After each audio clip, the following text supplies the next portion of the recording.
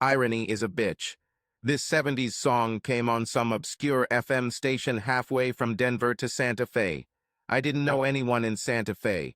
Almost everyone I consider friends or family lives in Denver. I have season tickets to Colorado Avalanche games. As far as I know, no one in Santa Fe plays hockey.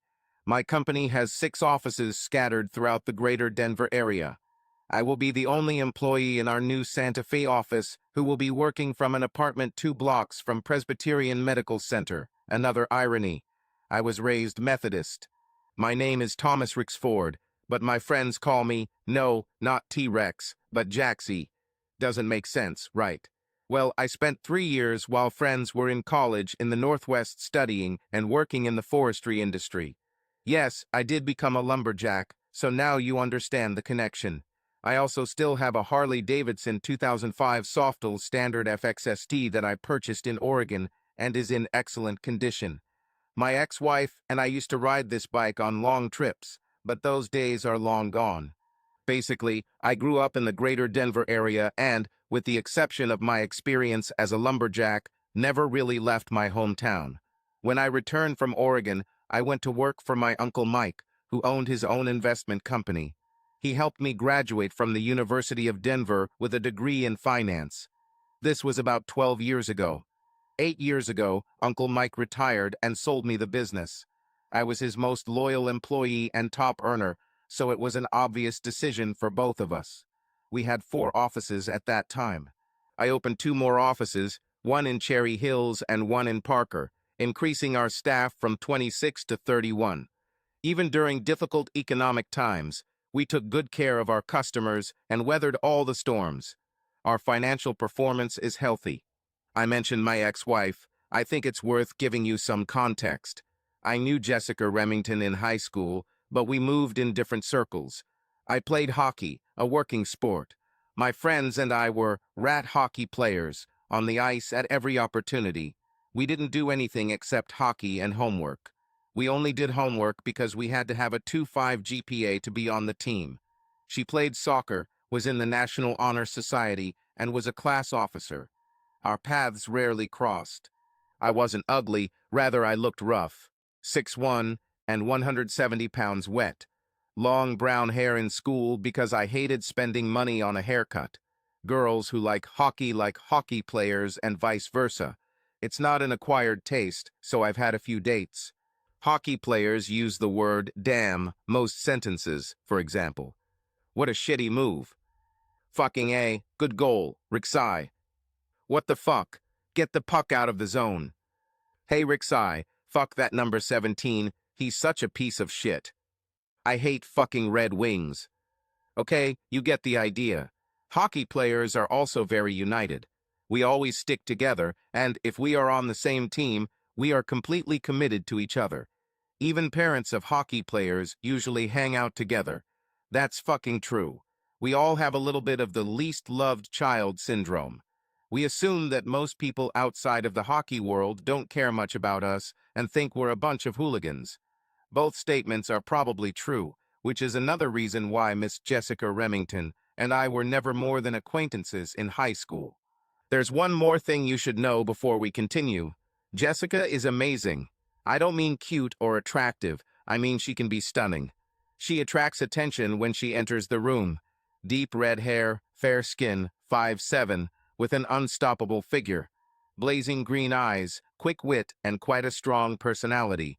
Since high school, she could have any guy she wanted. She never dated the captain of the football team because he was an amazing athlete, but also a bit of a nerd. I know that doesn't happen often, right? In those days, she didn't have a regular boyfriend, she just hung out with a small group of friends. Sometimes I saw her with a popular guy, but that was it. We didn't talk until 3 years after I moved back to Denver from the Northwest. I was a little toned up from climbing and chopping trees, and there was almost no fat on my body. I was playing in a men's hockey league with a few friends when she walked in. Apparently, her friend Trisha Carmichael is into hockey. She was dating our goalie, Mike Tooney Toomer. I may have forgotten to mention that hockey players add IE or XY to any name they hear. Jaxie, look at the stands. Is that fucking Jessica Remington? Sure damn sure looks like her Beamer. I can't believe she walked up to the fucking skating rink. She's with Trisha, Tooney's girlfriend. She's probably supporting her. I was a red-blooded American boy, so I played hard to try to get her attention. I scored 2 goals and made 1 assist. After the game, we showered and were heading through the rink's heating area when I walked past her. Hey, Thomas, good game. Are you going to stop and say hello to an old school friend? Sorry, Jessica, I didn't know we were friends at school. Good to see you. I stopped, put my bag down, and extended my hand for a handshake. I know it's fucking stupid, but I'm a hockey player. We don't have the best social skills. She smiled and took my hand. Well, maybe if you walked away from the rink every now and then, you'd notice that I thought you were a nice guy. Oh my God, what's that awful smell? Sorry, hockey bags have a unique smell, very distinct. I'll throw it in the Jeep so you don't have to endure it. See you later. She looked a little annoyed, but I didn't understand why. We barely knew each other, and I was very polite when I spoke to her. Never said, fuck.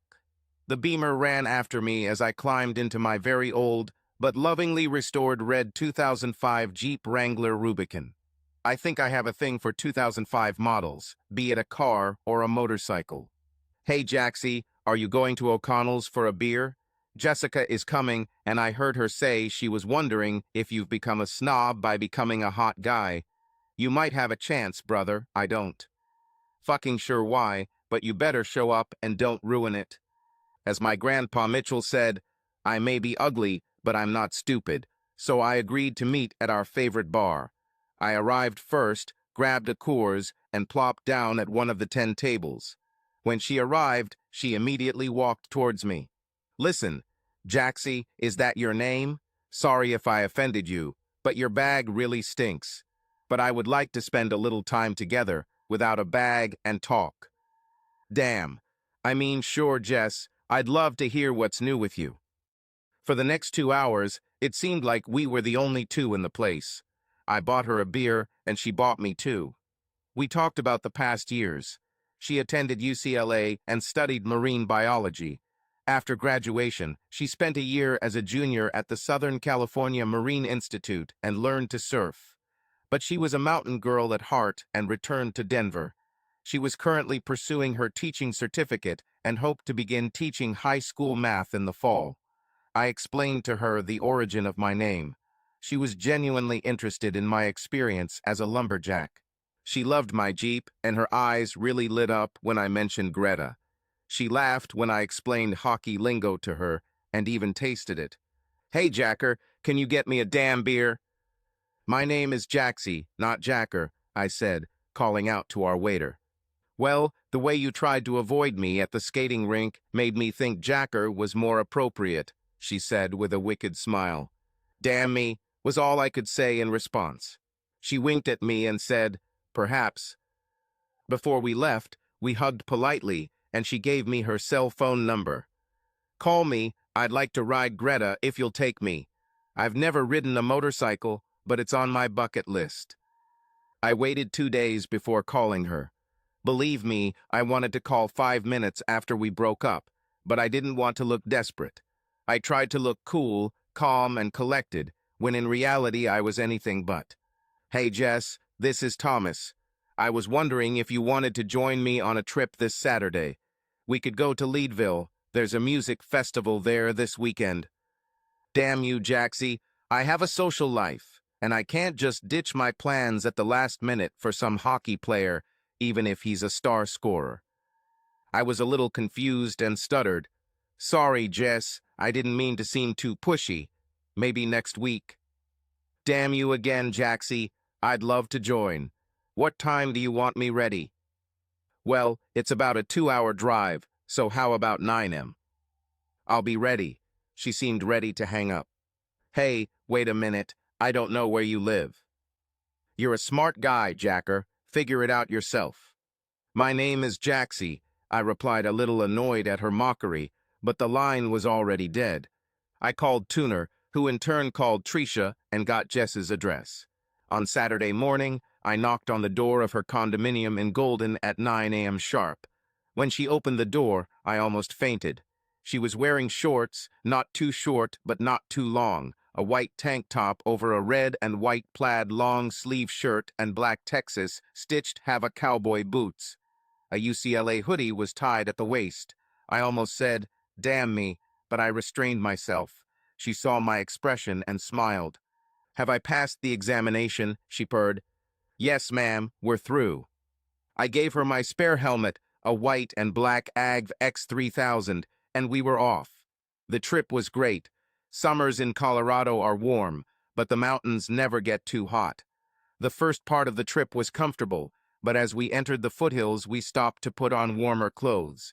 She put on her sweatshirt, and I grabbed my black leather Roland Sands Ronin jacket. I noticed that she liked the way her driver was dressed. "If we do this again, I'll have to dress like a biker chick," she said, nudging me in the side. Leadville was amazing. We enjoyed several bands, ate delicious tacos, and talked for what seemed like hours on end. Everything went great, but this was the first time I noticed guys staring at her. Some of them were reserved, others received pokes in the ribs from their girlfriends or wives. More disturbing, in retrospect, was the way she seemed to encourage such interactions. She smiled or winked. However, I was too caught up in the moment and was simply enjoying the company of a beautiful woman who was interested in me. When I dropped her off around midnight, we talked at her door, and she gave me a friendly kiss, thanking me for a nice day. "I really enjoyed being with you today, Thomas. Greta was amazing, and I hope you call me again. Oh yeah, and thanks for not bringing your damn hockey bag."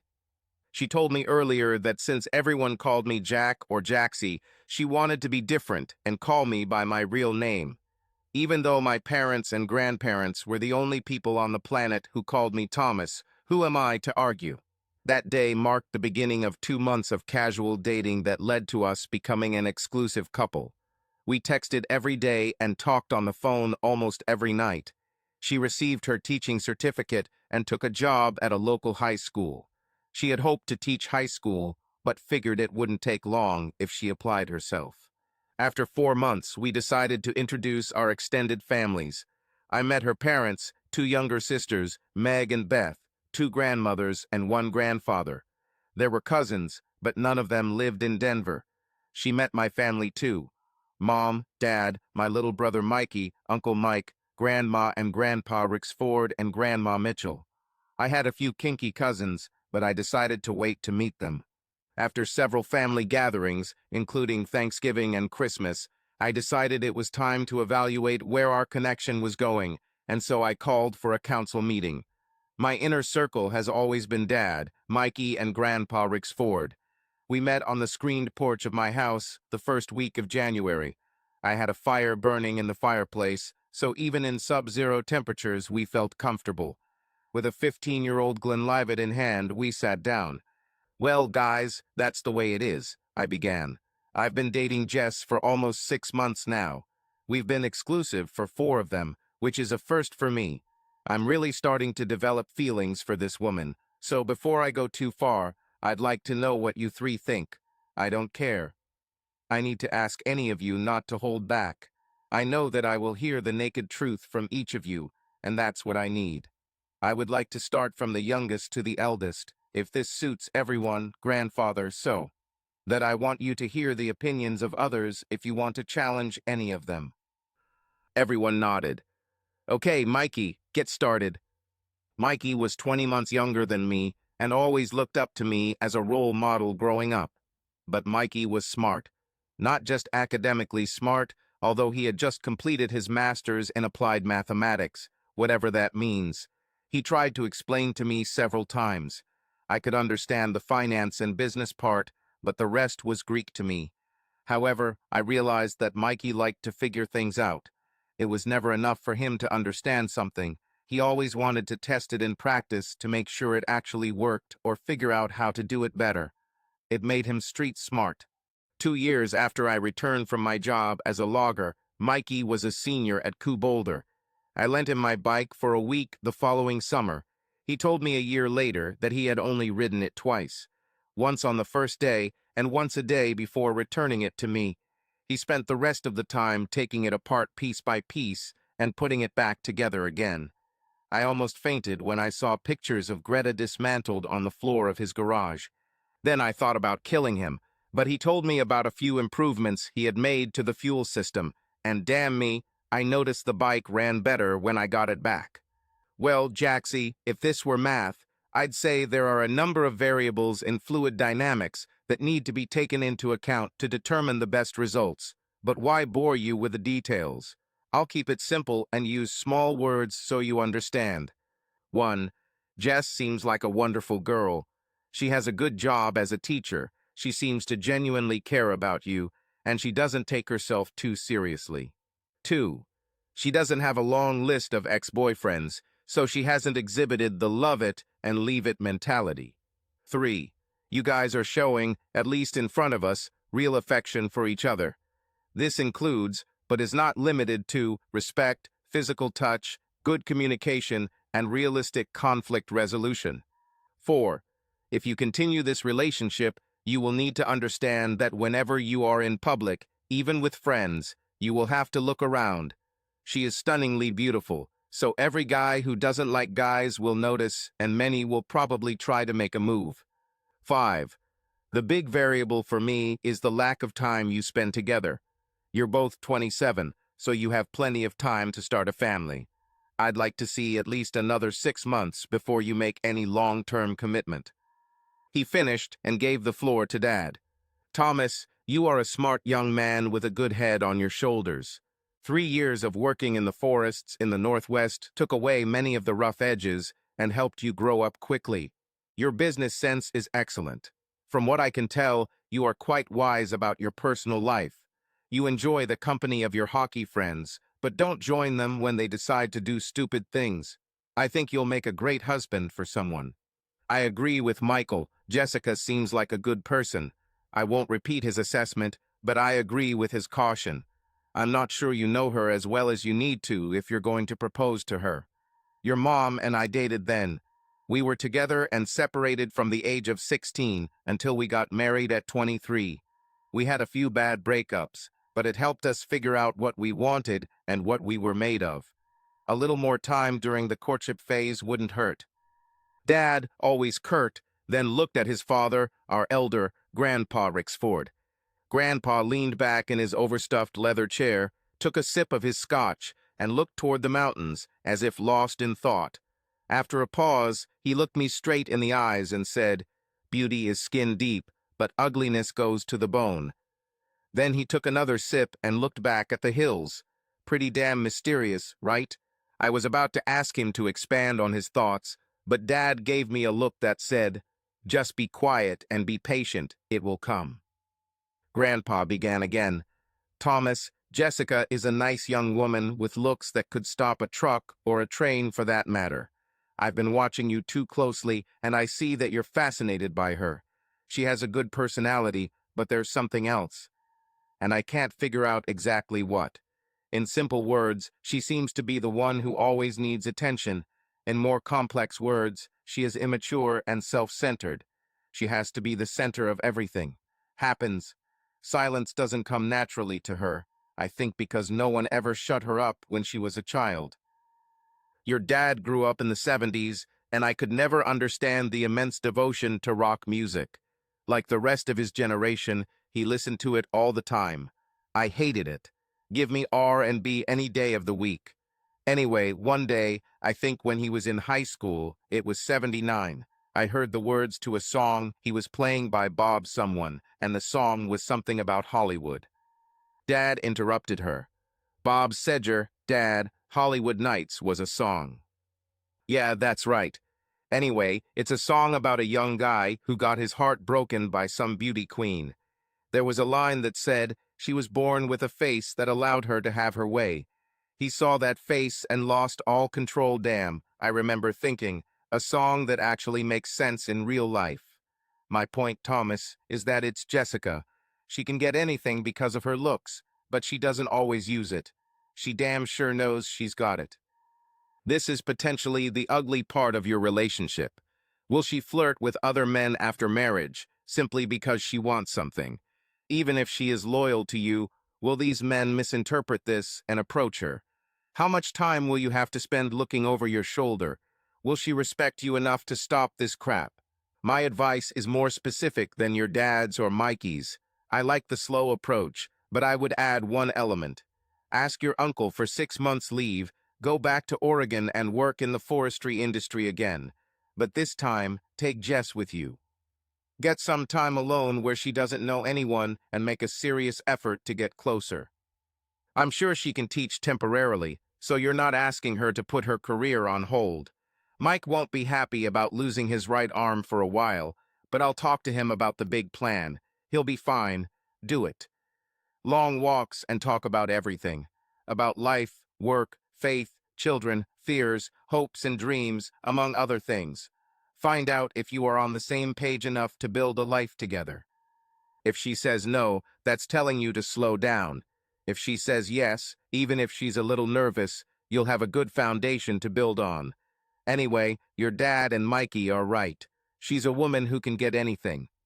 And anyone, and it's something you'd better figure out now rather than in 5 years when you've had a kid or two and are headed for disaster. Great advice from 3 smart guys, all of whom loved me. We enjoyed the rest of the evening watching the Avs destroy Vancouver, returning to Jessica every now and then. I slept on it for a few nights and then decided to split the difference. I didn't really want to return to the Northwest, but I wanted to find a way to spend more time alone for the two of us. I also decided that I would delay the proposal for at least 4 months. There's little point in asking for advice if you don't intend to take it. I had to make this decision alone and take responsibility for the outcome. But only a fool would refuse wise advice. I believed I took the best of what was on offer. 2 weeks later, I took Jess out for dinner at a small local pub in Golden that we both liked. Burgers and beer, nothing special. Just a chance to sit and talk for a couple of hours. The owner was a buddy of mine. I played hockey with Richie, and he was happy to put us in the back, away from most of the crowd. Jess took off one of her shoes and was stroking the inside of my right leg, making it damn hard for me to concentrate. So, Thomas, are we just chatting tonight, or do we have some plans on the table? She was great, but she also had a good head on her shoulders. Jess, as I learned, was very intuitive. I think somewhere in the middle, I began. You know, I've never dated anyone seriously, but I can definitely say that I'm falling in love with you. In that case, I'm not sure how to find the best way to move forward. I know we're exclusive, but that's not the same as wanting a long-term relationship. However, I believe in my heart that is where I want to go. If you agree, I suggest some next steps. Certainly. This is just a starting point. Things I put together in my head just to keep the conversation going. Whatever we decide, we will decide together. This must have gotten her attention because she stopped teasing me with her foot. Thank God, because I was losing my ability to think straight. I already mentally began to undress her. However, she took my hand in a caring gesture, slightly romantic, but not flirtatious. Well, Thomas, I'm very flattered. You just put together about 8 sentences without saying damn. Obviously, you've thought about this a lot. I want you to know that I thought about it too. Tricia, and last Saturday, I stayed up until 3 in the morning talking about this very topic. I'm scared because I'm falling in love with you too, and I've never been so serious with anyone in my life. So why don't we start there? You're telling me what you've already come up with. I spent the next 20 minutes expressing my thoughts. We will only meet each other for at least another 4 months. More time alone on weekends, and at least 2 evenings a week when you talk about specific topics together. Asking older couples we respect for advice on what it means to have a good relationship and lots of sex, just to make sure we're physically compatible. I raised an eyebrow at the last question, but feigned innocence. Come on, baby, I know you're tough, but what if you're no good in the sack? For this, I received a blow on the arm. Do you want to become handsome? She glared at me with her bright green eyes. Then she smiled widely. I agree with all your ideas. If I remember last Tuesday correctly, you've already practiced with the last one, but there are a few things I can teach you. How about I get the check and you take me right now? I suggested with an evil grin. She went back to stroking my leg. Well, how about we start with lesson 1 right here? The theme is the art of seduction. Do you know what the hell it means, Jacker, when a young woman caresses your thigh with her foot? I'm pretty sure this means Thomas won't be getting any self-gratification tonight. This earned me an approving look. Jess added a few minor ideas while we drank the last of our beers and then pounced on Greta. The vibration of the motorcycle between our legs did its job as we walked back to my apartment. Jess hugged me tightly and occasionally let her hands slide below my waist. I almost lost control and flew off the road. When we got back to my apartment, I was putting the key in the lock of the front door when Jess whispered in my ear, "Well, I'm not sure I should be alone with the hockey boy. My mom told me you're all just perverts wanting to get into my panties. I think maybe I should go home before you take advantage of me and ruin my reputation." In one smooth motion, I pushed the door open, turned, and threw her over my shoulder, smacking her ass hard. "No chance, little girl. You've been teasing me all night, and now it's time for you to learn your lesson." We were already in the bedroom, and I threw her on the bed. After sex, Osh rolled onto me and kissed me. "Well done, Thomas Rixford. You've proven that you can take me crazy. Now, let's take a shower, and you can show me if you're capable of making love." An hour later, after countless tender kisses and passionate love, we fell asleep in each other's arms. My last thought before falling asleep was hoping this was the real deal, because it was freaking amazing. Our 4 months of intentional time invested in our relationship went pretty smoothly. I say almost because, looking back, it was a chink in the armor that I should have paid more attention to. About 3 months later, we were on a Friday night at a local pub that had live bands playing on the weekends. It was just the two of us. We had a few drinks and Jess taught me how to dance. We were having fun when I excused myself and went to the toilet. I was only gone for a couple of minutes, but when I returned, Jess was standing next to our table talking to a guy I couldn't remember, but who seemed familiar. He was too close for Jess to keep his distance. I immediately felt uncomfortable, remembering the warning from my 3 friends. However, I was sober enough to remain calm. They hadn't noticed me yet, so I went to the bar and ordered 2 more beers while watching them. I couldn't hear them, but Jess was clearly working her magic. She laughed at his comments, placing her hand on his forearm from time to time. If she missed me, she certainly didn't show it, looking around in search of me. He clearly liked it. Okay, that's enough. I walked back to the table and Jess saw me out of the corner of her eye. For a moment, a feeling of guilt flashed across her face. Then she simply smiled at me as if her sun was rising and setting on my affections and exclaimed, "Thomas, remember Wayne from high school?" Wayne had a slightly smug look on his face, but he held out his hand. "Hey, Thomas, nice to see you. It's been about 10 years. You look good, kid." I shook his hand and said hi. "Now, let me explain a few things if you're listening closely." He called me Thomas, not Jaxie or Rixai, which means he wasn't a hockey buddy. So at best, he is just an acquaintance, not a friend. Secondly, you can tell by the look on Jessica's face that she knew what she was doing was wrong. Now the question was how she would react. She missed her first chance. "Wayne, why don't you sit down and join us for a few minutes? Are you with anyone here?" "Thanks, I don't mind." "No, just with a couple of buddies, no one I can leave for a while to catch up with old friends." "I can't believe you're alone. A lot of girls should take notice." Second mistake. "You're too kind, Jess. I've dated one or the other. There were a few serious ones, but not as lucky as Thomas here." Jessica hasn't included me in the conversation yet. She didn't thank me for the beer I was now drinking. She just kept talking to Wayne. "Well, why don't you ask me to dance, and we'll see if we can get some attention for you." Third mistake. She didn't ask me if this was normal. She didn't even look at me until she stood up and took Wayne's hand, leading him to the dance floor. "I'll be back in a minute, honey. Don't flirt with anyone while I'm gone." I'll give Wayne credit, he looked very nervous. He was an inch or two taller than me, but he looked like a clean, rich boy from what I remembered. Probably never fought in his life.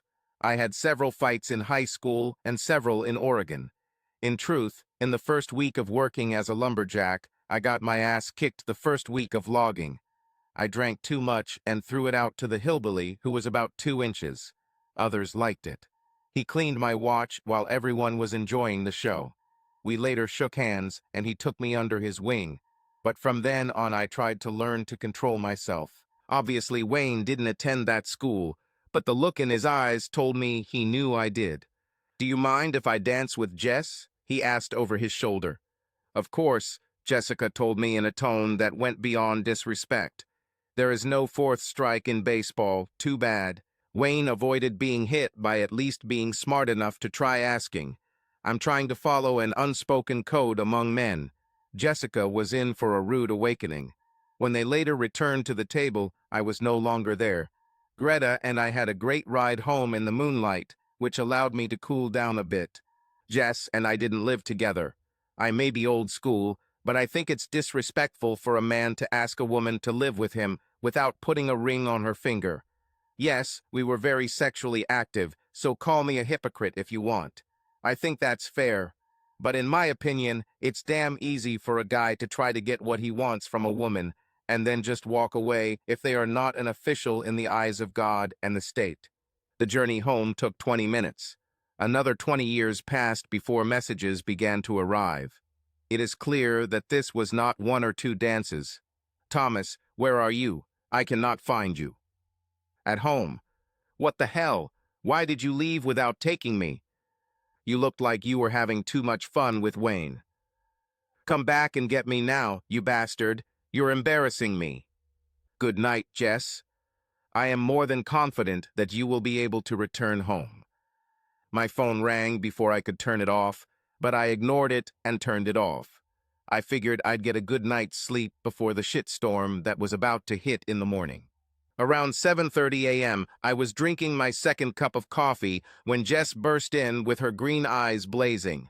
We didn't live together, but she had her own key. "You son of a bitch, Thomas. How dare you leave me like that? Are you such a little boy that you just ran away because you were hurt? Are you such a big baby? Damn, you better explain this minute if you expect me to stay." Her nostrils flared and her face turned red with anger. Her chest heaved heavily.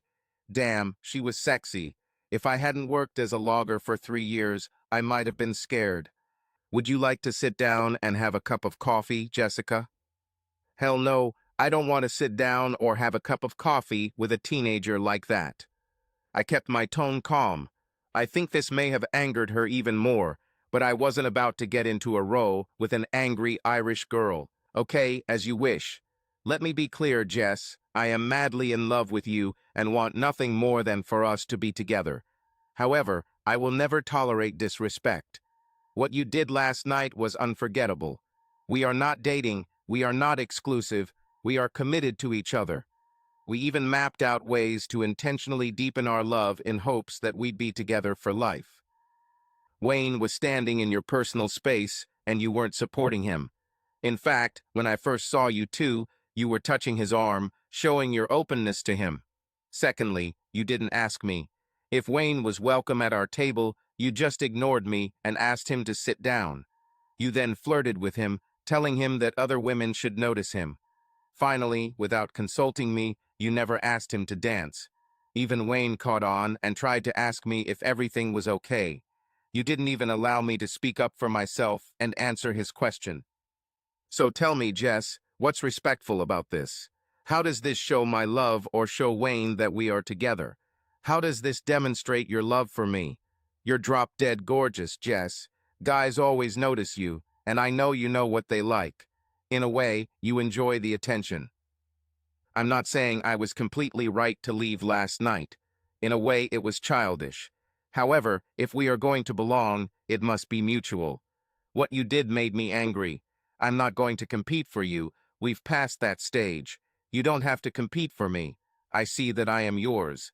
This gives you the right to expect love, respect, and honor from me, and I expect the same from me. If that's not what you're thinking, just say it. It's going to hurt like hell, but I respect your choice and move on. However, if you love me and want to continue our relationship, you must also respect me. I won't tolerate anything less. Look at it this way, Jess. How would you have taken it last night if someone we hadn't seen in 10 years was actively flirting with me when you came back from the bathroom? What if I ignored you and danced with her, without even asking your permission? There was deathly silence for a moment, and Jess looked down at me. I was almost sure she would turn around and leave, but tears began to form around her eyes. Her lower lip began to tremble. Without warning, she threw herself into my arms and began to sob. I just held her. After a moment, she caught her breath. "I'm so sorry, Thomas. I couldn't stop thinking about it. It was terrible of me. I can't believe I treated you so badly. I love you and want to live with you. I'm not sure what came over me, but I was wrong. Please forgive me." She started crying again. I held her for a moment longer and then pushed her away a little so I could look her in the eyes. She was sincere. "Jess, I forgive you. I love you. But we need to make this clear. We must come first. I know guys will always hit on you. This will be a part of my life until we're 90. And even then, the guys at the nursing home will still want you. We can't be so disrespectful to each other." "I know, Thomas, that's absolutely true." She wiped her face with her sleeve. "Oh, I must look terrible. Give me a minute to wash my face, and then I'd love to have a cup of coffee and talk about this more to strengthen our love." 5 months later, we got married on a Saturday morning near Breckenridge. It was a gorgeous May morning with sunny skies and temperatures in the mid-60s.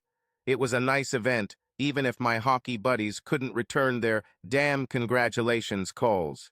Surrounded by family and friends, we made a vow to leave everyone else and live together as husband and wife. Enjoyed the day with those we loved most until about 6 p.m. when we headed out to enjoy our honeymoon. Accordingly, Greta drove us to Douai where we boarded a flight to Cabo. 9 amazing days later, we were back in early summer in Denver.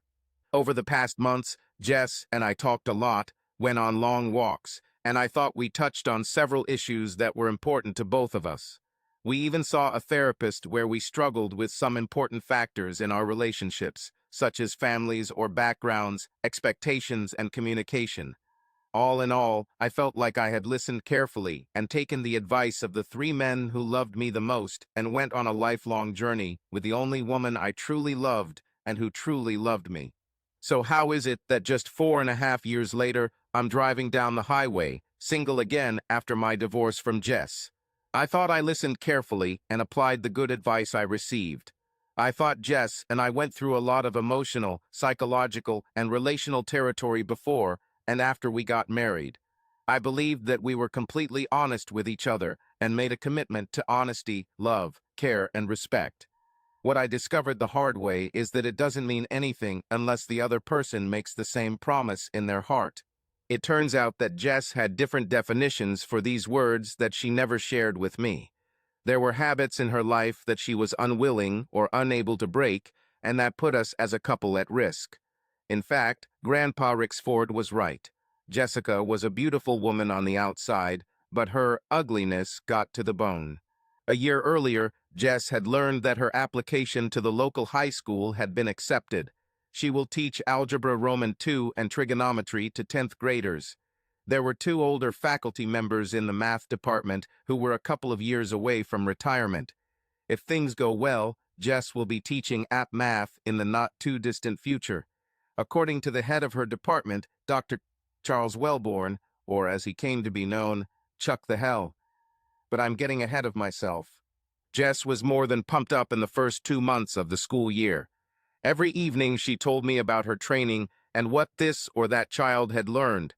It was clear that she liked it when kids liked math. She loved teaching middle school, and a big part of her passion was seeing the kids enjoy it. From time to time, she would talk about Dr. Wellborn and what a wonderful mentor he had been to her and the other new faculty members in the department. I didn't think much about it other than he was a good guy who wanted everyone to do their best. I should have turned on the radar, but he was 15 years older than her, married with 3 children, all teenagers. I first met him in early October. After hearing about his amazing personality and leadership qualities, I was a little disappointed. He was not a weakling. He was probably about 6'1" in tall. He wasn't overweight and looked fit and toned for a guy in his 40s. He was not bald, and his head was not covered with gray hair. But nothing about him stood out. Nothing special or surprising. The way Jess was talking, I guess I was expecting Wayne Gretzky teaching math. But to me, he looked more like Barry Melrose. To me, it was Dr. Dillis Wellborn. At first glance, he was a good guy. To each his own, was my thought. Jess loved his support and leadership, so who am I to judge? I listened politely as she talked about how inspiring he was. It was at this point that I noticed that about 90% of our conversations were about her work and about 75% about Wellborn. When I talked about my work, hockey, or family, she would smile and listen for a minute or two, and then return to herself and her world. Since I've never been married before, I just assumed that's how most conversations about marriage go.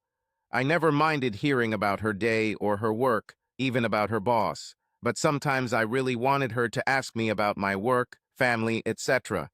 Unfortunately, she rarely did this, and what is equally sad, I never shouted to her about it until it was too late. It was the week after Thanksgiving, and I was on the phone with my mom. No matter how wonderful the men in my family are, my mother can go toe-to-toe with any other man. We talked about the upcoming Christmas holidays and tried to synchronize our holiday calendars.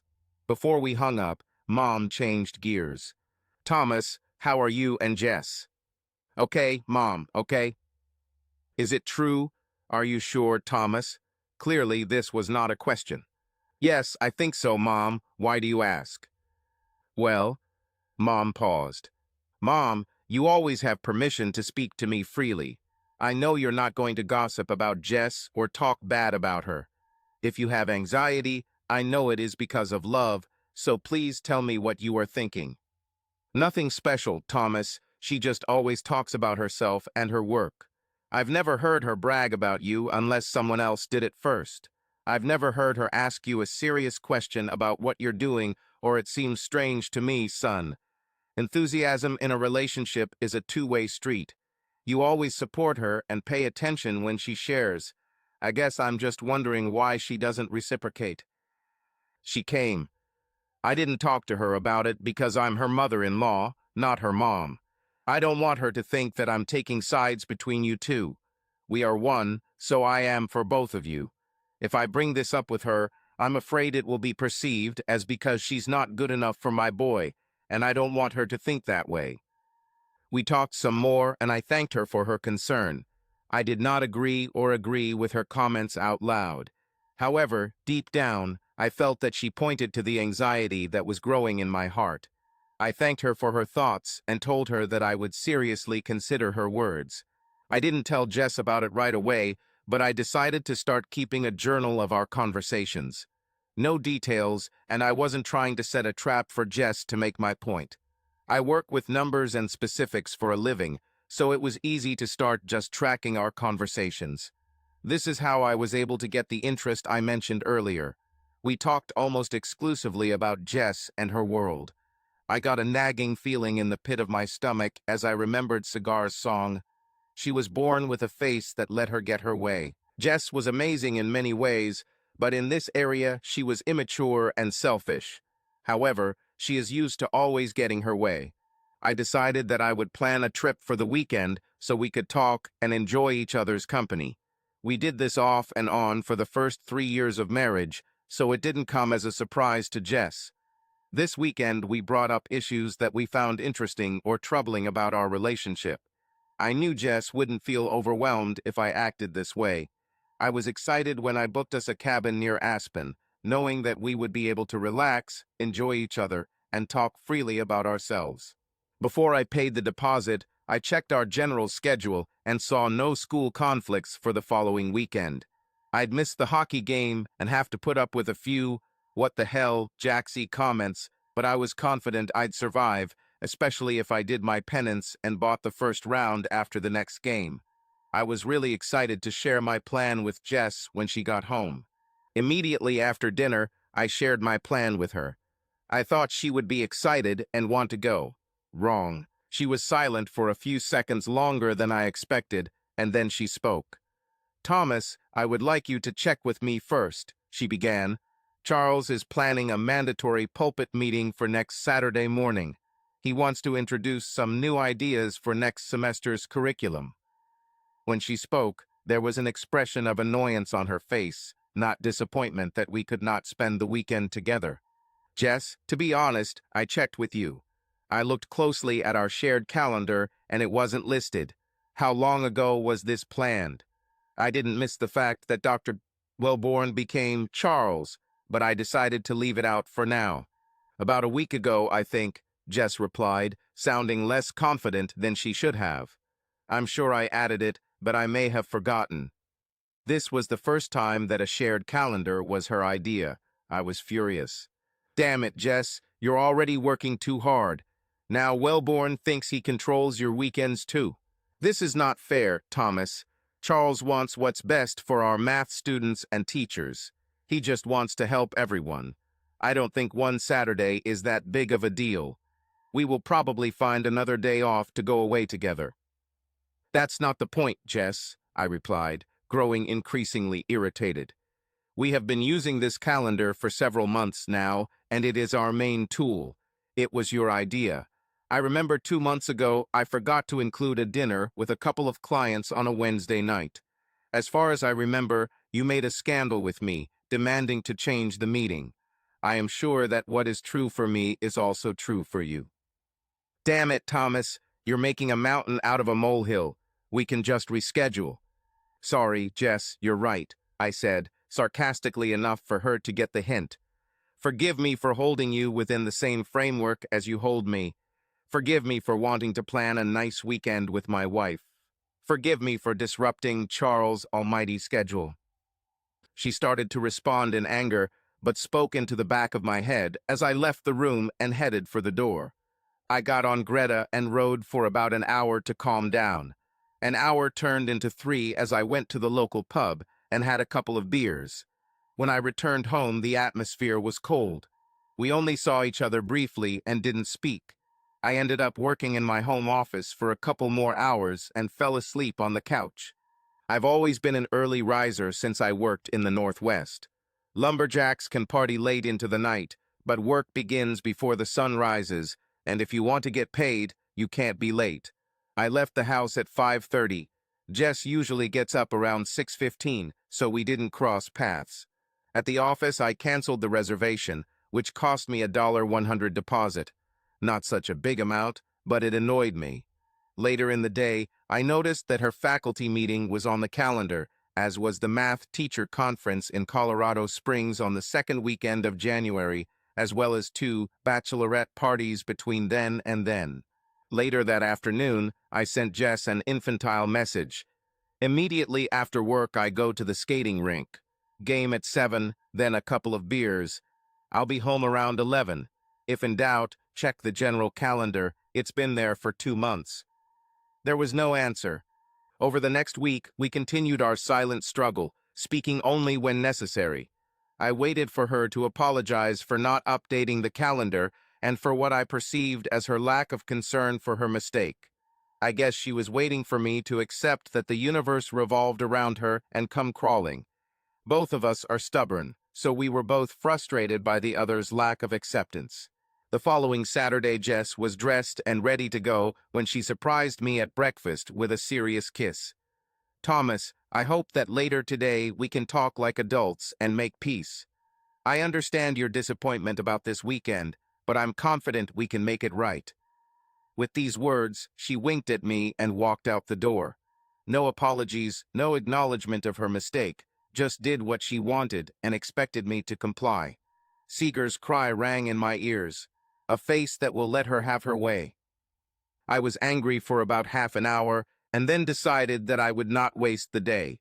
The door on the covered porch has been squeaking for the past 2 weeks, so I decided to take it off its hinges, oil it, and put it back. I also thought of a couple of other small projects I could do. After removing the door, I realized we were out of lube, so I got in the Jeep and drove to the hardware store. Mick's Hardware has been around for a long time. It was opened by the original Mick just after the First World War and has remained in the family for the last 90 years. The store was now run by Mick Roman IV along with his two sons, Mick V and Eddie. I played hockey with Eddie, and Mick V only worked in the store on weekends because he taught math at the same school as Jess. Imagine my surprise when I walked in and V was helping a woman pick out a good snowblower. He smiled and waved at me as I entered. The surprised look on my face must have surprised him, because he caught up with me a couple of minutes later in aisle 9, where I was getting oil. "Hey Jaxie, what's up, buddy? Heard you scored a goal and 2 assists on Thursday. Eddie said you played pretty well for an old man." "Hey, yeah, it was a good evening. Sorry if I gave you a weird look when I walked in, but I thought Wellborn was holding a meeting for math teachers this morning. Did you decide that the store couldn't do without you and you quit?" Now it was his turn to look puzzled. "I'm sorry, Jaxie, but I think you're wrong. I'm still teaching, but Dr. Arrogant Wellborn hasn't scheduled a meeting for today. He's an arrogant jerk, but even he's not stupid enough to ruin our weekend. Jess told you we had a meeting." I somehow maintained my composure. Probably misunderstood what Jess said when she ran out the door. Then I thought of something else. "Hey, do mathematicians ever go to academic conferences?" "Yes, of course," he replied. I felt relieved for 1 second, but then he continued. "Our next one is in Estes Park at the end of March. I plan to attend half of the seminar and then go skiing." Trying to breathe and act more or less normal, I deflected. "That sounds like you, although I am surprised that you plan to attend half the meetings." "Yes, I know. I'm probably getting old. We'll talk later, Jaxie. I need to make sure Eddie isn't trying to take credit for my snowblower sales." And with that, he left, taking with him any trust I had in Jess. I paid for the oil and got into the Jeep. Damn, why is she lying to me? Twice? I drove past the school trying to find her car. I checked all 4 parking lots, not just the one near the math classrooms. No cars, no lights on, no one. My mind was racing along with my heart, and I needed to calm down and think. I assumed the worst, and assumptions are known to lead to bad places. I needed to know the facts about my wife. Where is she? What is she doing? And is she with that damn Charles? I couldn't just go home and wait. I went to the cafe, took a cup of coffee, and sat down in the far corner of the bistro. An hour later, notepad in hand, I had a plan. My insurance agent was a guy from my hockey team. Pat Cookie Cook was surprised that I was calling on a Saturday morning. "Jexie, what did you do? Break your leg trying to practice your pathetic skating skills?" "It better be this way, Cookie. I need some of your time. Can I meet you in your office?" He knew from the tone of my voice that it wasn't a broken bone, but something serious. 15 minutes later, we were sitting in his conference room. "When you suspect insurance fraud, do you have a trusted detective investigate?" "Of course, Jaxie, but why do you need a detective?" "Cookie, this is completely confidential, right?" He looked at me as if I had committed the greatest insult in the history of the world. "Sorry, buddy, but my head is spinning. I think Jess might be cheating on me, and I need to find out without anyone finding out. Do you have someone who could help me?" "Damn it, Jaxie. I hope it's not what you're thinking. No, I don't have a boyfriend, but I have a girlfriend, and she is the best. Almost invisible, tough as nails, and always finding the truth. I can put you in touch with her right now if needed. It's not cheap, but it's the best." "Thanks, Cookie. Yes, I hope I'm wasting my money on my fantasies. Please call her." Her name was Ella Compton. Since private investigators work unusual hours, she agreed to meet with me later in the day. I returned home, finished the porch door, took a shower, grabbed a bite to eat, and met her at 1 p.m. I texted Jess that I was running errands and would be home around 3. Ella was a relatively short woman, about 5'5", but if you looked closely, it was clear that she was not to be trifled with. She smiled politely as we spoke, but there was steel in her voice, accompanied by a business-like approach to her work. I explained everything to her in as much detail as possible. When we finished, she said, "It will take a few weeks if you want a full accounting. My investigation will extend beyond the New Year's holiday because you think she's lying about the conference. I'm not cheap, Mr. Bidges Rixford, but I promise you'll know the truth when I'm done. I just need $1 to $500 down on Venmo, and I'll get started.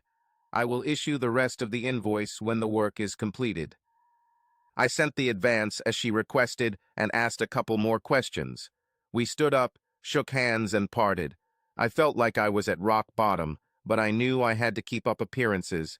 I had to be dishonest with everyone I loved and respected, but secrecy was the only way to find out the truth. Jess was home when I arrived, and she was working in the kitchen, humming to herself when I entered. In a good mood after having sex with Chuck, I thought as I kissed her on the cheek and told her I needed to take a shower. Luckily, I had tickets to the Avalanche vs. Predators game that night, and Jess rarely came with me. I took Mikey, and she was more than happy with it. Before I left, I lied for the first time. "Jess, I'm sorry I reacted so strongly this weekend. I wanted us to spend it together, but I shouldn't have talked to you like that. Please forgive me." "Of course, Thomas. I understand your disappointment. I'm also sorry that we couldn't leave, but we'll be leaving soon, just the two of us." Bitch to the end, huh? I thought. The next 6 weeks were hell. I put on a happy face at the office, at home, and with my family. Christmas was painful as we exchanged gifts and went to my parents' house for lunch, then to her family's for dinner. New Year's was even worse, if that's even possible. We went to dinner and danced. Jess kissed me passionately at midnight, and we had sex later in our hotel. The physical part was the hardest. We had sex at least once a week. I still loved her body, but now I was just using it for my limited pleasure. No real warmth or pillow talk. No love, only sex. If she noticed it, she didn't show it. New Year's Day fell on a Friday, so we still celebrated with dinner at Mom and Dad's on Sunday. Grandma and Grandpa Rixford were with us. We were hugging and kissing goodbye around 6 p.m. when my grandfather quietly called me aside. "I'm sorry, Thomas. I'm so sorry," he whispered so that no one else could hear. "Sorry about what, Grandpa?" I answered, honestly not understanding his meaning. "Sorry, I was right." "What?" He smiled sadly. "I was right. The ugliness goes all the way to the bone," he said, nodding toward Jess. "Just know that we are all with you, no matter what happens." I wanted to collapse into his arms and cry. He saw tears in my eyes. "No tears, Thomas. You can handle it. There will be time for tears later. For now, just do what you need to do. We Rixfords always support each other." At that moment, he gave me strength, and I knew that I could handle it. 3 weeks later, I was sitting in Ella's office, across the desk from her. She called me earlier in the day, saying the report was ready. I asked to meet at her work, not mine. If the news was what I expected, I didn't want to fall apart in front of my employees. She started.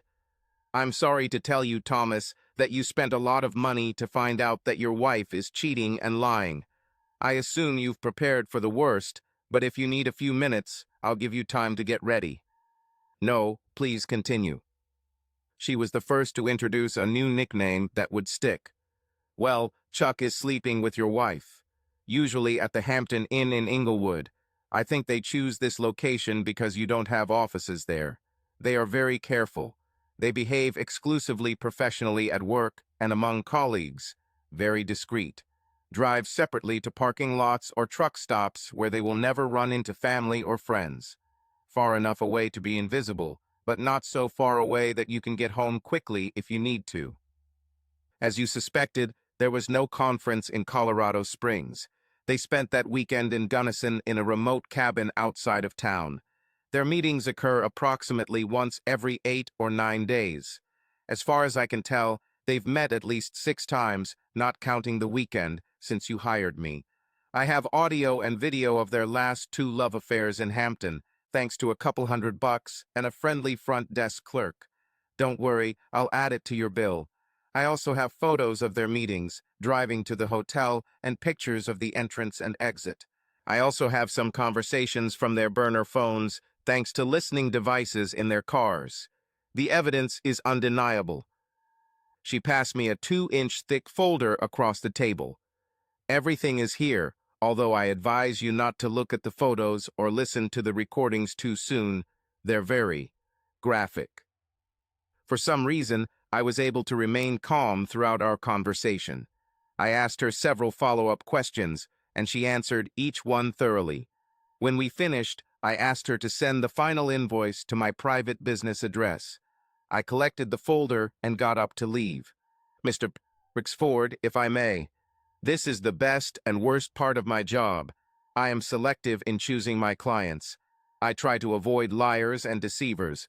I never help anyone cheat on their spouse, co-workers, or family members. I've tested you and I know you're a good guy, even a great one. You don't deserve this. I hate to break this news to you. This is the best part of my job, though, because now you know the truth. You can deal with this honestly as you see fit. You are no longer in the dark. You may have been a cheated husband, but not anymore. Now you can regain control of your life and go on the right path. Thank you, was all I could say. The last thing, she added, I dug Chuck a little more. This isn't his first rodeo. If you want help taking down this bastard, I will offer my help for free. It's a shame this isn't the 1-880s, or we could hang it before sunset.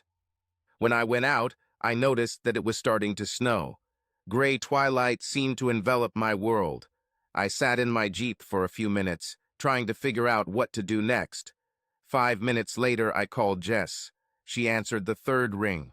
My second lie. Hi, honey, I had to go to Boulder this afternoon to see a client. They were in a real mess and needed my help urgently. It's snowing heavily here now, and I still have a couple of hours of work to do, so I'll be back tomorrow. Oh, sorry, dear. I was going to surprise you and go to your hockey game today. Please be careful and get home safely tomorrow. I love you. Thanks, bye, was all I could say. I was planning on visiting my parents, but on a whim I stopped at the Hampton Inn in Inglewood. I parked 2 lots away in a spot where I could watch the entrance. My Jeep was hidden from view by several bushes bordering the parking lot. I decided to wait an hour. While he was waiting, Cookie called and told him the bad news. Damn, Jaxie, I'm so sorry, buddy. Thank you, Cookie. I need you to cover for me in front of the guys today. Make sure they know the next keg is on me. I'll call you tomorrow, but for now, please score a few goals today. Just talking, as usual, helped. Of course, brother. I didn't have to worry about whether my soon-to-be ex-wife would show up with her lover. About 35 minutes later, Chuck appeared and headed into the lobby. I guess they felt safe enough knowing I was out of town to drive separately, because 5 minutes later Jess, the evil bitch, arrived and parked at the far end. She walked to the side door where her boss greeted her, opening the door and giving her a quick kiss. I threw everything up on the bushes. Returning to the car, I went to my parents. On the way, I called my father and told him. He was quiet, which with my father meant fury. I asked him to tell my mother because I didn't have the strength to repeat the story at that moment. After telling him that I would be there in 20 minutes, I hung up and cried the whole way. When I arrived, I saw cars that belonged to Mikey, Uncle Mike, and Grandpa. Mom opened the door before I even reached the steps. I collapsed into her arms, sobbing like a little child. When I got ready, the 6 of us sat down in the living room. Mom wanted to feed me, and my father poured me a strong drink. I refused both, not trusting my stomach. For the next 30 minutes, I told them the story as I knew it. I hadn't read the file yet, but I knew enough from talking to Ella to connect the dots for them. Everyone sat in silence and let me throw out everything that had accumulated. I cried throughout the entire story, and my mother rubbed my back the whole time, as she did when I was little. By the time I finished, everyone had tears in their eyes. Grandfather spoke first, like a patriarch. Well, Thomas, I know we are all deeply saddened by your pain. I know all of us would love to spend a few minutes alone with Jess and her boss. We are all angry, but we must be wise. Letting out feelings feels right, but it would be the wrong approach. Why don't we talk a little longer, and then I suggest we call it off for the evening, take a strong sleeping pill, and continue this in the morning. Nothing good will come of long discussions today. But as I told you a few weeks ago, we are all with you, no matter what. Everyone looked at grandfather with wide eyes. The realization that he knew what was going on, even if others had missed it, began to set in. Nobody was mad that he didn't talk about it sooner. Everyone understood that he had his own methods, and every member of our family trusted him as the foundation stone of our family. "You're right, Dad," my father finally answered. He then asked, "How can we cope with Thomas not being there tomorrow? Tess will be waiting for a call from him or expecting him to be home by early afternoon." Uncle Mike intervened. "I can solve this issue, brother." Thomas told Jess that he was swamped with business in Boulder. "This storm has given him a short respite, but I can extend it. I'll call Jess in the morning and explain that the situation is serious and only Thomas can handle it. He'll have to talk to her at some point tomorrow, but I can assure her it will take another day or two. Since she's in school, she won't be tempted to go to Boulder to play the loving wife." We agreed to this plan, adding a few suggestions from Mom and Dad. When we finished, my brother came up to me and hugged me as if it was our last time together. More tears. Uncle Mike hugged me too. Grandfather came up and took my face in his hands. "You can do it, Thomas. I promise." After everyone left, I went to the guest room, took a couple of pills from the medicine cabinet, and in less than 20 minutes the medicine, along with my emotional exhaustion, did their job. I passed out. The next morning I woke up surprisingly calm and determined. Sadness remained my primary emotion, but Jess had made her choices, including ignoring her marital vows and completely disrespecting me, so now it was time for me to make my choice. My family loved me, and that was the foundation that would get me through this. My long-term plan began to take shape. The team reconvened at 8:30 a.m. at the kitchen table. By noon, we had the basic outlines of the plan. My next stop was the lawyer Uncle Mike recommended. I wanted someone who successfully advocated for people like me, husbands whose wives cheated. I arrived at the law firm at exactly 1:30. After the introductions, I sat down with the second of the three scourges. Meredith Beach Cochran was a pleasant-looking woman whom I assumed was in the late 40s. She had steely blue eyes and a firm handshake. We exchanged pleasantries as much as possible in this situation. I learned that she practices exclusively family law and never defends or represents fraudsters. It was clear that she was knowledgeable about the law, but also had a realistic view of the world of divorce in Colorado. "What do you want when the dust settles, Mr. Rixford?" "I'm not quite sure yet, consultant," I replied. "I know I don't want her to leave our marriage with an extra penny, but I guess that's not realistic. However, our prenuptial agreement clearly protects my family business in case of divorce due to infidelity. I want to keep my good name, which means I don't want us to hide the fact that her betrayal is the reason for my lawsuit. I want his name to be known to the public as the one she cheated with. I'd like to see him fired over this, but I'm prepared to settle for public humiliation for him.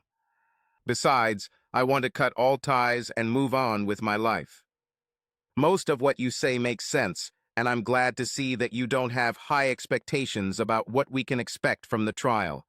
I have to ask you, as your lawyer, you have no intention of causing physical harm to either of them, right?" "No, ma'am, but once his name gets out, I can't vouch for what some of the more enthusiastic guys on my hockey team might do." "Well, damn it, you're right about that," she replied with a devilish grin and a raised eyebrow. My mouth opened in surprise. I just looked at her. "Two brothers played at the University of Denver in the early 2000s, Jaxie, so I know the lingo," she winked. "Well then, damn it, Mrs. Beach Cochran, I think I've found the right lawyer." "Yes, Mr. Rixford, and you can call me Beecher if you want." "Great, I'm Jax." Before I left, we agreed on the following. 1. I will leave her a folder with evidence so that she can study it carefully. 2.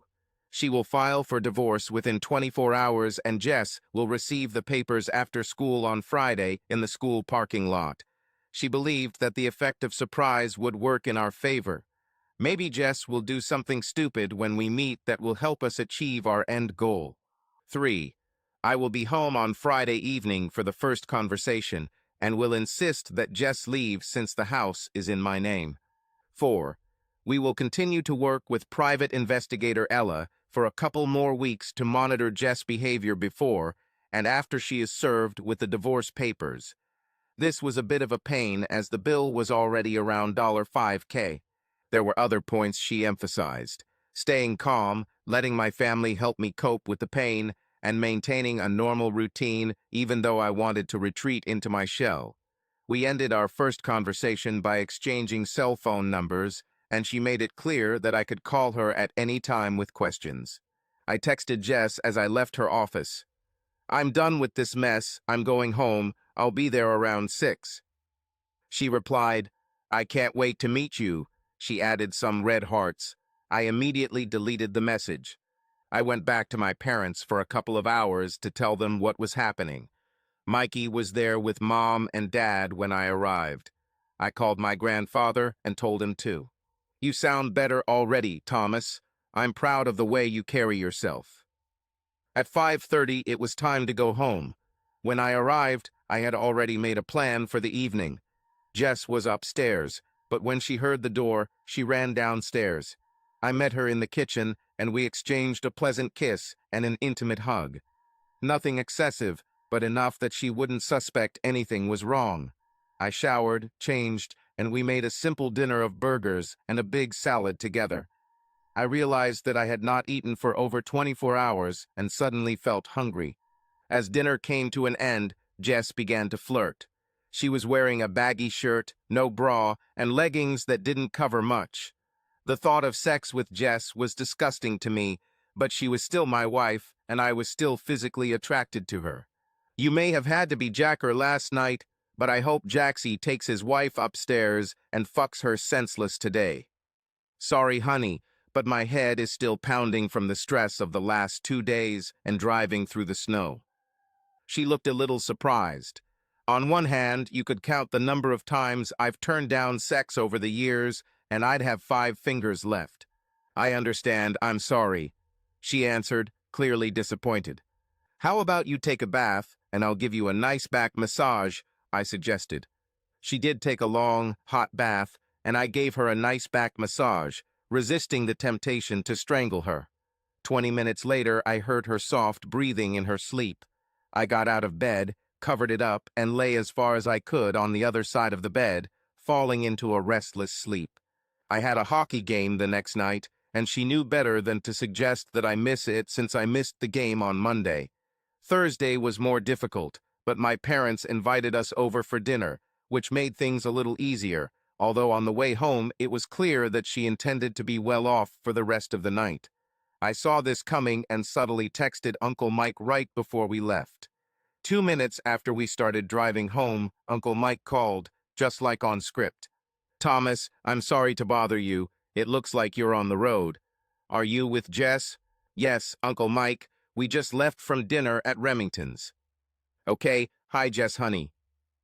"Hi, Uncle Mike. We're a little busy. Maybe Thomas will call you back in the morning." She winked at me, giggling quietly. "Sorry, honey, but this can't wait. Thomas, the fact is that Jackson's investment file was not completed today. I know you've been out of the office all day with the Mitchells, but Tina went home with the flu, and you know we need to have this ready by 7:30 this morning." "Damn, Uncle Mike, seriously?" I said, pretending to be disappointed. Giving Jess an academically fake sigh of disappointment, I continued. "Okay, I'll drop Jess off and be at your office in 30 minutes. "Thank you, Thomas. Once again, Jess, I'm so sorry.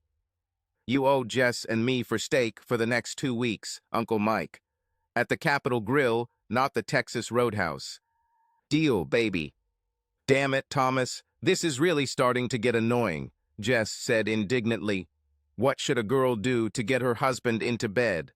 I will refrain from voicing the answer that came to my mind at that moment. "I know, honey, but I'm sure that in the next few days you'll be lucky enough to have sex to your heart's content." If she noticed that I said you and not us, she didn't show it.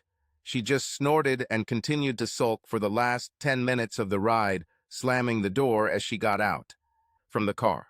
I rolled down the window and called out in a falsely hopeful voice, "I don't have to stay more than 3 hours, honey. Maybe you can wait for me." She didn't turn around or stop. She just gave me the middle finger over her shoulder and walked into the house. Yes, that's right, bitch, fuck you. Friday was the most unproductive day of my career. I arrived early, leaving Jess a note saying I was going to work before dawn to ensure we had a relaxing evening. After sorting through a few backlogs, I made a few calls to clients. When I raised my head, I was sure that it was already about noon. It was 9:30 a.m. I told my assistant Donna that I was going to the gym where I had been training intensely. After meeting my dad and Uncle Mike for lunch, I headed back to the office for 2 more unproductive hours and then headed home. I arrived an hour before Jess was expected to arrive. When I arrived home, Jess was finishing her last lesson at school. Chuck peeked into her classroom, grinning lustfully. "Hey, honey, how about we stop somewhere on the way home today?" Chuck was a nice guy and could charm like no other. However, Jess was a woman who always managed to get her way from men, including me. She was starting to get tired of her lover. He was excellent in bed, but he had a job with clear restrictions. He would never become rich, and he was 15 years older than her. Besides, he had no intention of leaving his wife and 3 children. The more she thought about it, the more she realized that Chuck was a dead-end street. She decided to stop it, but wanted to do it politely since he would still be her boss. "Sorry, Charles, but Thomas and I have been fighting all week, so I need to go home to him. How about meeting on Sunday evening? Thomas has a hockey game at 5, so I can meet you from 4 to 6. After this, I'll tell him we're done," she thought. Chuck didn't like it, but he understood. Maybe it's not too late to convince your mother-in-law to take the kids for the evening. His wife wasn't as beautiful as Jess, but she was still pretty, and he always enjoyed sex with her. "Okay, I'll pick you up from the bus stop at 4. He whistled as he left her class. Jess was relieved that she was going to break up with Chuck. He treated her like a princess, but he was beginning to think that he had a right to her body. She has always dominated the men in her life, even Thomas to some extent. No one, especially Charles, will control her. After sitting down for half an hour and grading her math tests, Jess realized that she adored her husband. Some of the important connections between love, loyalty, devotion, and honesty that are essential to a healthy marriage were not working in her brain. It didn't occur to her that she should feel guilt and shame. Jess should have realized how selfish and narcissistic she was deep down, but it eluded her. It never occurred to her that her true ugliness was down to the bone. All this is about to change. "Excuse me, are you Mrs. Jessica Rixford?" the woman asked as she approached Jess in the parking lot, holding a manila envelope. Beecher always used female bailiffs to serve wives. Low-key women tended to reassure other women. "Yes, it's me, sorry, I don't know you. Who are you?" "I have an important document for you, so excuse me for asking, but can I see your ID?" "Of course," Jess said, confused and intrigued. A polite, friendly trick always worked. Jess wore a teacher's badge around her neck. She took it and showed it. "Is that enough?" "Great, thanks. Mrs. Jessica Rixford, you have received the documents." The woman handed Jess a folder, which she accepted. The bailiff turned around and left, wondering why some women were so stupid.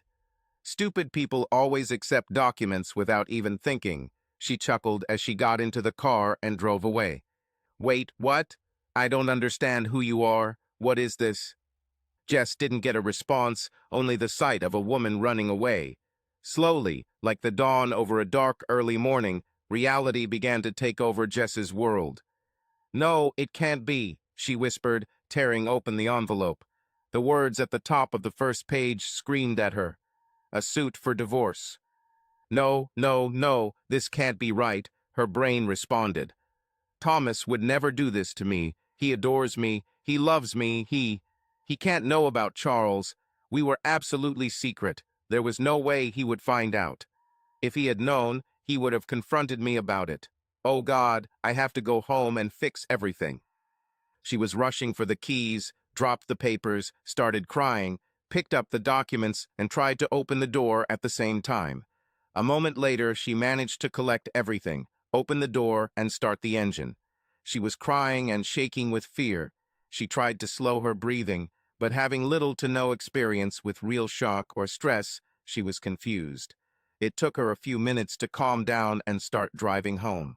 Along the way, she went from hysterical to furious to crying, and then back to furious. She was ready to tell him everything when she returned home. No one, especially Thomas Rixford, treats her so shamefully. How dare he put on such a show at her work? Luckily, it was after most people had left, but a few teachers were still on campus, and it's likely several of them witnessed the conflict. By Monday, rumors will be spreading throughout the school. Again, it did not occur to her that she herself was the cause of her pain. Her infidelity to the man who loved her unconditionally was the root of this disaster. However, by the time she pulled into the driveway, she had collected her thoughts and was determined to remain calm. She was sure that she could explain her infatuation with Charles if Thomas knew about it. She claimed it was sexual harassment and explained that he forced her to sleep with him for promotion. Yes, an action plan was being formed. She would never choose to sleep with another man. Thomas was her one and only, but she was too scared to tell him the truth. She was too embarrassed to tell him what had happened and was afraid that his anger would get out of control and he would attack Charles, ending up in serious trouble. She would then have sex with him until he passed out and they could put the incident behind them. By the time she walked through the door, she truly felt confident in her plan. I was sitting at the kitchen table when she arrived. There was another file on the table, but Jess ignored it. She went on the offensive. "Thomas, my love, there must have been a terrible misunderstanding. Why do you want to divorce me? We love each other. You are my only relative soul. What the hell made you do something so stupid?" I remained calm. "Jess, please sit down." She did. "Jess, I've learned some disturbing things about your behavior as my wife. I'm going to give you a chance to come clean and tell me the truth. I promise I will sit and listen without interrupting. If you give me an honest reason why my actions are wrong, I will reconsider." Jess started to interrupt. I raised my hand. "But Jess, let me be clear before you start. I'm going to record our conversation on my phone so that there is no confusion in our discussion later. You only have one chance to be completely honest with me. Please don't hide behind lies and misrepresent what you did. If you do this, I can promise you that we are done, and I will proceed with the divorce immediately." Still ignoring the folder on the table, Jess began. "I don't mind recording this, Thomas. I'll tell you the truth. Charles Wellborn forced me to have sex with him. He used his position of power to force himself on me. Time and time again, I fought off his advances, but he made it clear to me that the best way forward was in his bed. At first, I tried to just kiss him and let him touch me a little. I hated every second of it, but I endured it because I was depressed and didn't know what to do. But this was not enough for him, and he always demanded more." As Jess continued, she began to cry. "I didn't want to tell you because I thought I could handle him, and I was afraid you would attack him and end up in jail or worse, jail. When it became clear that sex was the only way to satisfy him, I did just that. In fact, he was in my class this afternoon after school, trying to get me to sleep with him before I came over to your house, but I turned him down.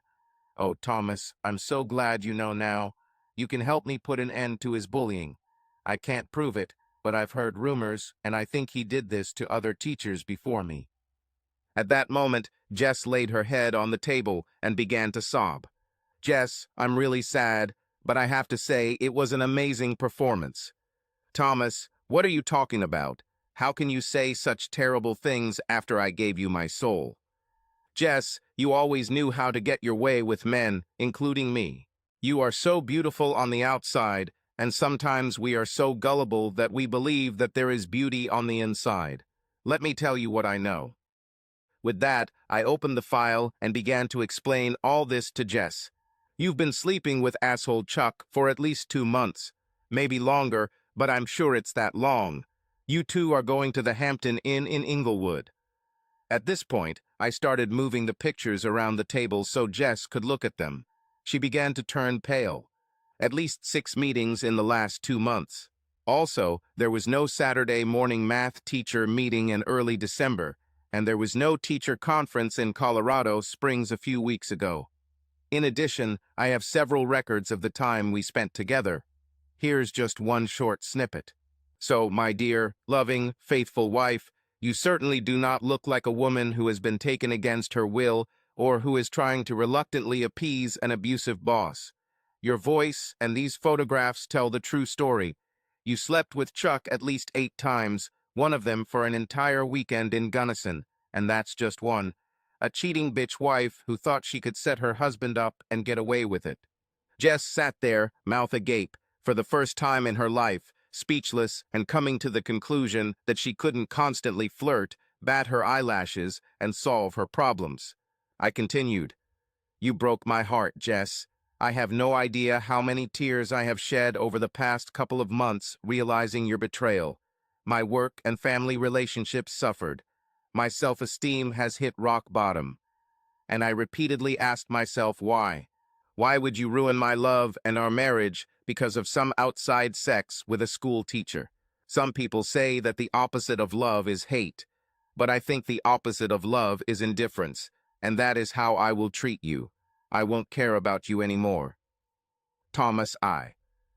"No, Jess, not anymore. I packed a bag for you. If you want to go upstairs and get a few more things, that's fine with me, but you won't be in this house tonight. My lawyer's contact information is in the packet you have, so if you want to come and remove more of your stuff, just let her know. I'll make sure I'm not here. If you want, I'll throw it away or burn it." "But Thomas, please, I'm sorry. I was too scared to tell you the truth. I screwed up royally, but we can get through this. I want to be with you and only you." "Scared, Jess? Is it true? When have I ever given you a reason to fear me? I never raised my hand to you and rarely even raised my voice. If you were afraid, it was because you were afraid that you wouldn't have your cake and eat it too." "Thomas, I will not leave this house like a defeated woman. You can't kick me out. This is my home too." The Irish side of her was beginning to emerge, and she wasn't about to give up without a fight. "Jess," I replied, keeping my cool, "I bought this house with my own money before we got married. It is registered in my name. Luckily, we don't have children, so you can't argue that you need a house to look after the kids. Our prenuptial agreement clearly states that I keep my assets if we divorce due to your infidelity. I know that your appearance allowed you to almost always get your way, but you should have read this document more carefully before signing it if you wanted to deceive me and steal my home from me." "Thomas, I don't want to deprive you of anything. I want us to be together.